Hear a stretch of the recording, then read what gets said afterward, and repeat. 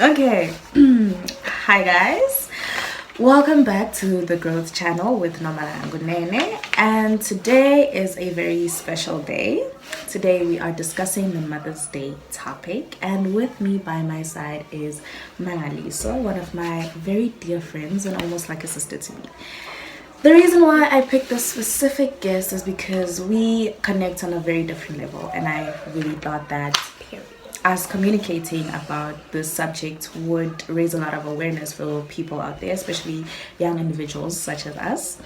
But before we get into that, if you've already subscribed, you know that I love you. Please click the like button and comment down below on more videos you'd like. And if you are new here, please do subscribe. It's gonna be worth your while. But with that being said, let's get into it.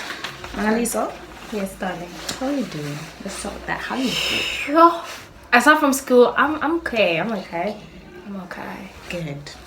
And you know, this is a very sensitive subject. I'm very scared by now. It's very difficult for people to discuss, especially relationships with their parents. It's not that easy to get off. But I have a set of questions for you that could help us locate where we are going with this subject and help us actually figure out what it is we're discussing about Mother's Day. And the first one on the chart is the one I think is most important before we carry on with anything else, would be what your relationship with your mother is like. My relationship with my mom is bittersweet. We love each other, but we argue a lot. Yeah, that's how I could describe my. And we love each other very much. She knows that I got her. She's got me too. Yeah. I feel like that's very important for young people out there to know that your relationship with your parents shouldn't be perfect. As long as if there's a level of understanding and communication, I feel like there's a way to move forward. And some of us are not privileged to have that. But we do have people out there that do play the role of a parent or a mother or a father or an older sister or whatever. So it's very important for us to acknowledge the level of communication in that relationship. But that being said, I want to know how your relationship with your mother affected your childhood and affected you as you were growing up until now. So now I'm gonna do a timeline. Also, when my dad was still alive, it was just me and my dad. My mom used to work a lot, work night shift, and then when my dad passed away, it was just me and my mom, and that was nice until I had to go to boarding school, which really did drift us apart. And then ever since then, it's really has never been the same. But we try and work things out each day and each time. We just try to manage ourselves and our relationship, even though we know there's been like a gap, you know, placed between us by life and whatever life brings at us. Yeah. And you say that there's a gap, right? Of course, as a child, especially as a young woman, we depend on a female role model more than males, because I mean it's our gender. We want to know how it's done, how to live this life as a woman. So if you say that when your father was alive, your mother worked a lot, that means that she was not really there all the time. And when your father passed away, you say that you had to go to boarding school. There was this distance between you and your mother.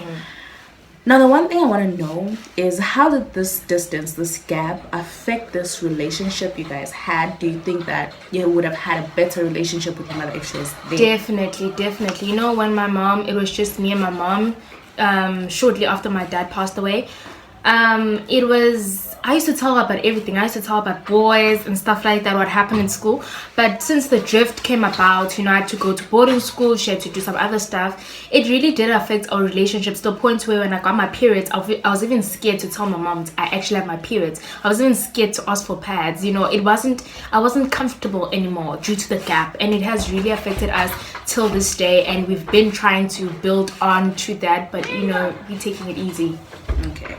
And you know, with these small details that you're saying about getting your first period and talking about boys and stuff like that, the gap affected your communication, right? Definitely, and when something like this happens to a young individual where there's lack of communication, the kids, we have kids outside, so don't worry about that. When a young individual doesn't have someone to talk to about certain problems, you have to develop certain characteristics and behavior patterns that are going to help you get through things without having to talk to someone because you don't have that person. What were those things those characteristics you had to develop, and things that you still do till this day, even though you do have people you could talk to now?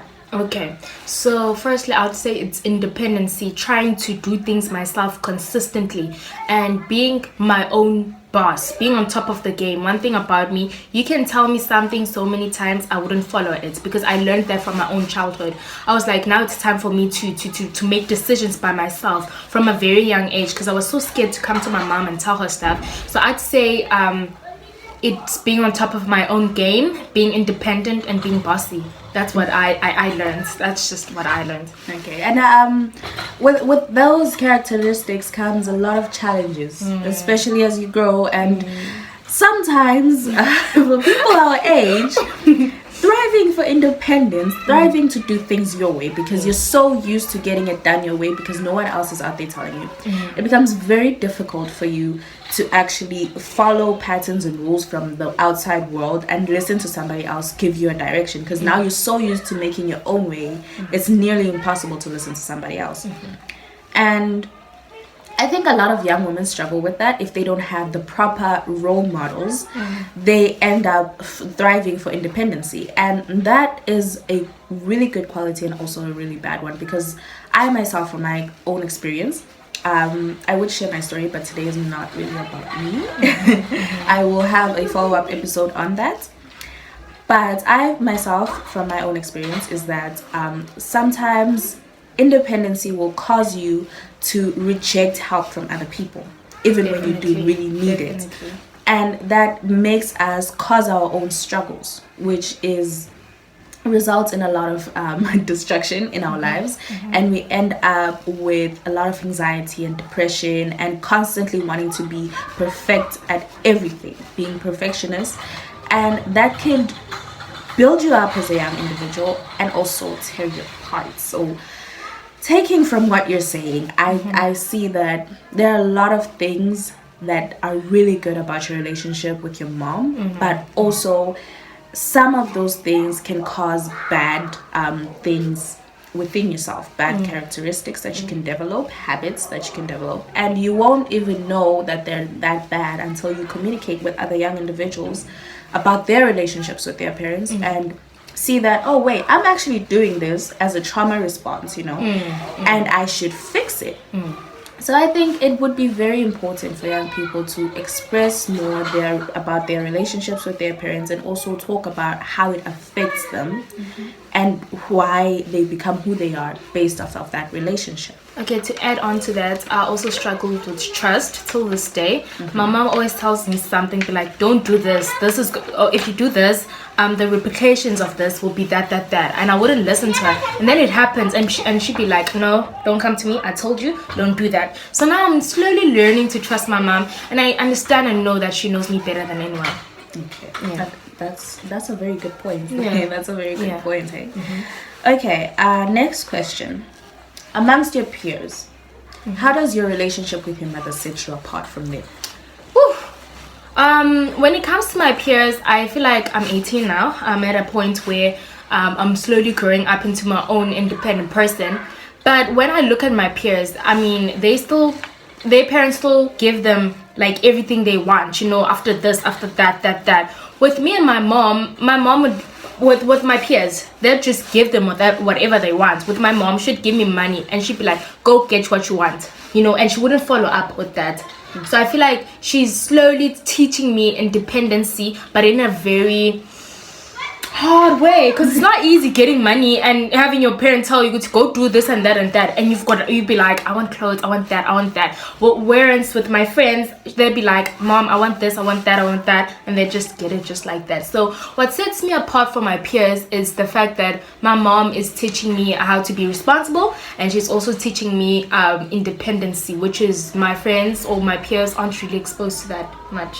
So it's in a way, it's very difficult for you to open up about that part of your life where you gotta get your own. You gotta get it done your own way. Yes. Surrounded by people who still have someone helping them out. And I also feel neglected. You know, sometimes I feel like my mom is just neglecting me. You know, she doesn't care. But actually, slowly but surely, I'm slowly learning that actually she cares very much. She just wants me to be able to stand by myself or by my own. Okay. I'd say that's very difficult because I myself, I think maybe I should point this out, but both my parents have passed on.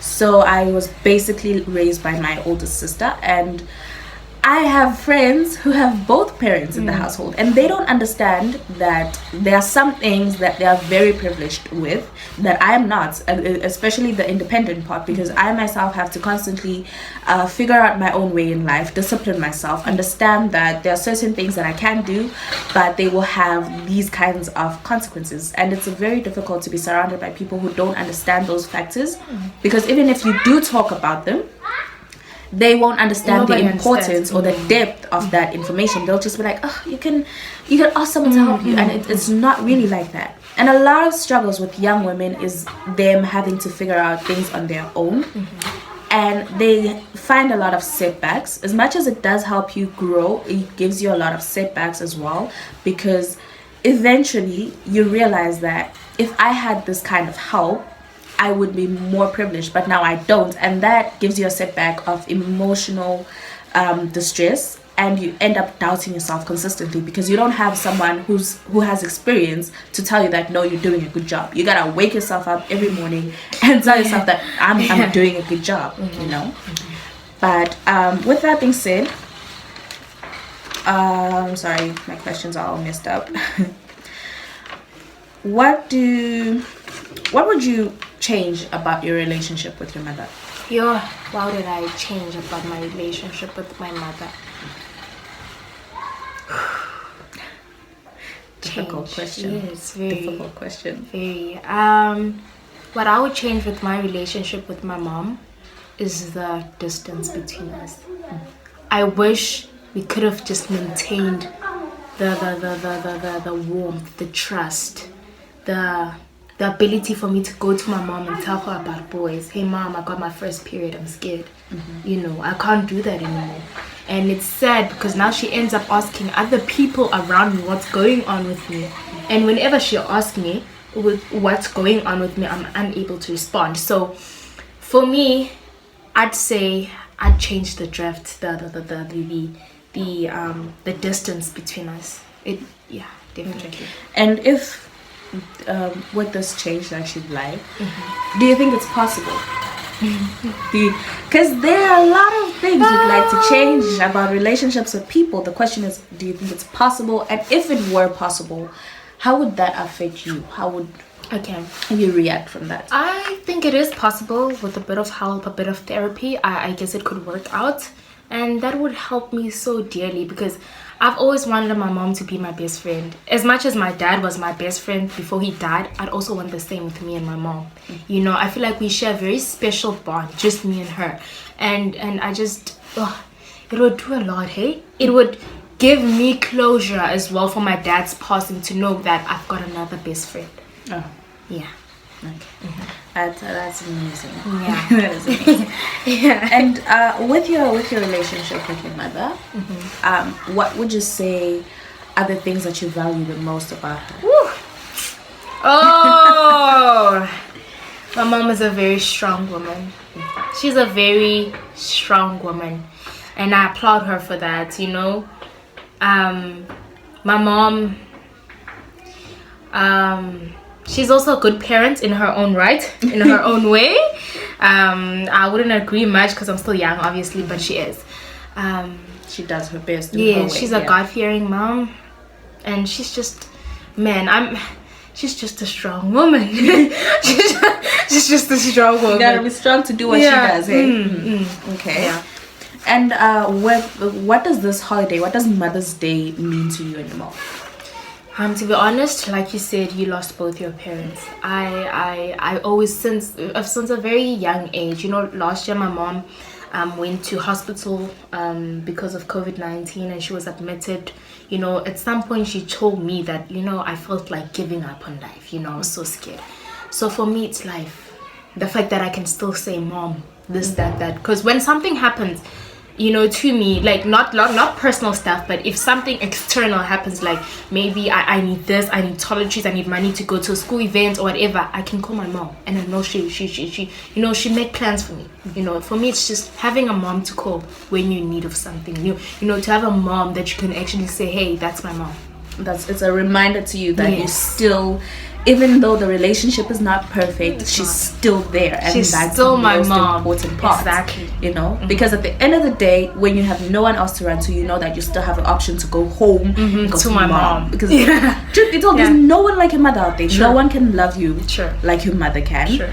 And there are some people that are very privileged, like us, who have experienced their mother's love, and there are some who are not. And that is honestly a very deep topic to get into. I think I would also like to make a video on that on its own, because I feel like there's a lot to unpack with relationships with your parents, your guardians, your mothers and fathers. But the fact that Mother's Day reminds you that there's someone there for you to run back to is a good thing. It's a good thing because you remember that, you know what, I do have a mother. I do. Somebody. It may be hard sometimes to remember that, but they are there, you know, and that's I think that's the best thing. Yeah, that's the best thing. Yeah, to be honest. Yeah.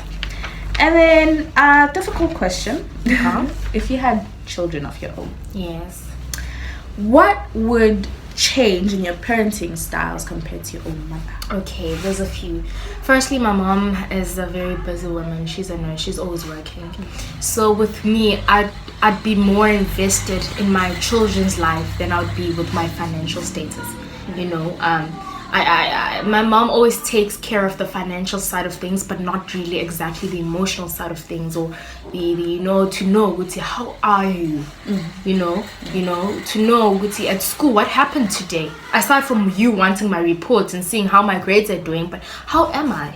You know, I'd be more invested in the emotional side, into knowing my kids and understanding my kids, instead of just pushing them to be independent and to be able to stand on their own. Another thing, I'd be my child's best friend. With me and my mom is old school. She's just like, you the child, I'm the mom. You know, with me, I'd want a friendship with my kid one day. Like besties, you know what I mean? Yeah. Like, girl. Yeah. So that would be what I'd change. Okay. And the one thing, every time I communicate with my sister, she has 2 children. You know, I have adorable kids. Adorable kids. They are adorable. They are. Yeah. You know, I have a few things. I'm just like, why do you do that as a mother? Why do you do that? You know, most of the time it's based off of discipline. And a lot of parents will tell you that their discipline style is either based off of what they grew up around, how they were disciplined, or the complete opposite, the way that they think it should have been done. So with you, what is the discipline style your mother uses, and how would your discipline style be to your children, and why? Okay, so with my mom's disciplined style, my mom doesn't care about what you think, what your emotions are. If this is what you're going to do, I'm the woman of the house, you're going to do it. I don't always do it, because obviously I've learned to be my own boss. I'd be like, girl, no, sis, no. You know, that's when the arguing comes in. Yeah. But she's just that old school mom. Be like, you're gonna do exactly what I tell you to do. You know, with me, my discipline style, it doesn't help to shout at a kid, or to try to frighten a kid. You know, I'd feel like I'd want to walk the journey of life with you, to show you, okay, this is why we don't do this, because this happens, and walk you through. If you want to go into that direction, it's okay, fine, but as a mother, I want to be there for you when you catch the fire of the real world. You know what I mean? So for me, my discipline style would be to just walk the journey with my kid. You know you need to be disciplined as a kid, but just to walk the journey with you. Not much on you should do this, not that, because that is like that, but you just walk the journey with you. I think that's good. Yeah, I think that's very good. Next question. We're almost done. Oh, calm. what would be the one thing you'd want to say to your mother, but can't because you feel like she'll never understand? Ah, man. You should have been there for me. I wish you were there for me. I wish you were emotionally invested in me. You did a great job raising me. I'm not complaining, but I wish you could have done better in knowing me. Emotionally, knowing who I am, and such a That's a very deep statement, eh? Yeah, I felt that in my heart. I'm just like, if my child told me this, I'd cry, you know? But I understand. I understand what you mean. And part of it, she would not understand because she did work very hard to be there for you in her own way. And you still feel like there were parts where she wasn't there. Yeah. And she wouldn't really understand. Yes. So it's very difficult, eh? It's very difficult. And to someone out there around your age, your peers, or someone younger even, who has a relationship like you had with your mother, who has a bit of distance, is in boarding school, has just lost their father, and their mother is just trying to get everything together. You know? Yes. And everything is just a bit up and down. It's a roller coaster with the parents. What would you really say to them if they are going through the exact same thing you are going through, or even worse? You know, their mother is not really there. Oh my gosh. You know, and they feel alone, and they're young, and they're confused on what to do. What would you say? What would be the message you deliver to them based off of your experience? Firstly, don't give your mom some time. You know, I blamed my mom for a lot of things that now that I look back, I'm like, she had no control over that. You know, I was just pushing it on her. You know, just be a bit more patient with your mom. And secondly, honey, boys are not gonna fill that space, honey. I've tried. No one is. I've tried. No one is. They can fill up a bit of it, but no one is going to give you a mother's love. Yeah. You can't try it with friends. You can't try it with money. You can't try it with boys. It's something that you need to deal with yourself. You need to find that inner peace if your parent is absent and say, you know what, my mom is not here, my mom is not present, and I just need to find my flow in life. This is the reality for me, and you know, try to move on. And if your mom is present, just like me, just try, man. Just try to put in the pieces. You know, for Mother's Day, for the first time in my life, I was like, Mom, what do you want for Mother's Day? You know? For the first time in my life. And by the way, I'm 18 for the first time. First time. For the 18 first 18 years. I was like, Mom, what do you want for Valentine's Day?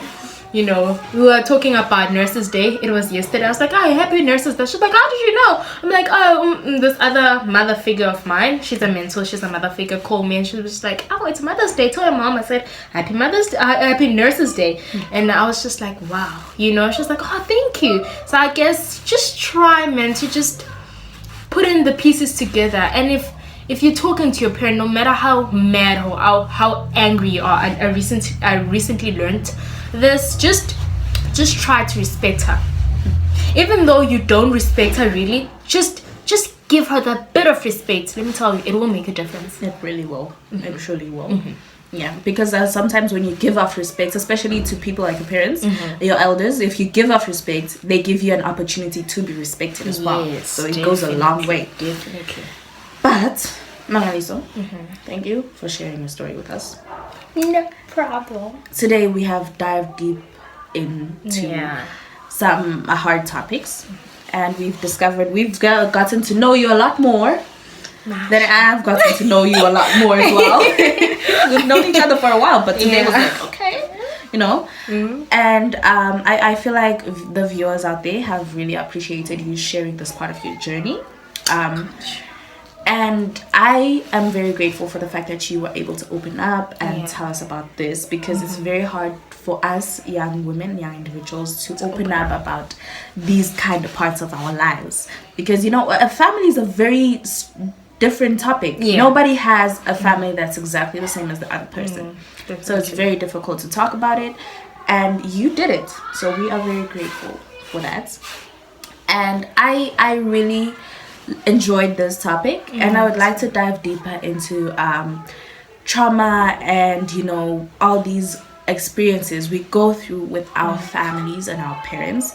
That will be a video on its own very soon, and I would like to dive into how to heal from your childhood traumas, because 90% of people out there have a lot of childhood trauma that they think they have healed from, but they just shoved it deep down.